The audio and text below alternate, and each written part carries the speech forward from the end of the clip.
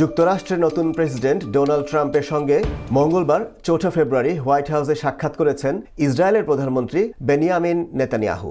এদিন তাকে সঙ্গে নিয়ে একটি সংবাদ সম্মেলনে আয়োজন করেছিলেন মার্কিন প্রেসিডেন্ট, যেখানে তিনি স্পষ্টভাবে ফিলিস্তিনিদের অবরুদ্ধ গাজা দখল করে সেখানে যুক্তরাষ্ট্রের মালিকানা স্থাপনের ঘোষণা দিয়েছেন।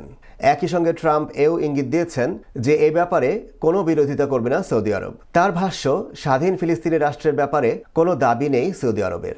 মার্কিন প্রেসিডেন্টের এমন মন্তব্য নাকচ করে দিয়ে বুধবার 5 ফেব্রুয়ারি তীব্র প্রতিক্রিয়া ব্যক্ত করেছে সৌদি সরকার। বিবৃতির মাধ্যমে দেশটির পররাষ্ট্র মন্ত্রণালয় জানিয়েছে, ফিলিস্তিনের ব্যাপারে সৌদি আরবের অবস্থান আগের মতোই রয়েছে। ফিলিস্তিনিদের তাদের ভূখণ্ড থেকে বাস্তুচ্যুত করার কোনো চেষ্টা মেনে নেওয়া হবে না। এদিকে ট্রাম্পের মন্তব্য নিয়ে হামাসের সিনিয়র নেতা ইজ্জত এল রেশিক বলেন, গাজা থেকে ফিলিস্তিনিদের নির্বাসন এবং গাজা উপত্যকার উপর মার্কিন যুক্তরাষ্ট্রের নিয়ন্ত্রণ সম্পর্কিত মার্কিন প্রেসিডেন্টের বিবৃতিকে আমরা দৃঢ়ভাবে প্রত্যাখ্যান করছি। তিনি আরও বলেন, এই ধরনের বিবৃতি ফিলিস্তিন এবং এই অঞ্চল সম্পর্কে বিভ্রান্তি ও গভীর অজ্ঞতার প্রতিফলন। গাজা অবশ্যই সাধারণ কোনো ভূখণ্ড নয় এবং এটি এমন কোনো সম্পত্তি নয় যা কেনাবেচা করা যায়। এমন বিবৃতি প্রমাণ করে যে ইসরায়েলের প্রতি এবং আমাদের ফিলিস্তিনি জনগণের বিরুদ্ধে ও তাদের ন্যায্য অধিকারের বিরুদ্ধে যুক্তরাষ্ট্রের পক্ষপাতিত্ব অব্যাহত রয়েছে।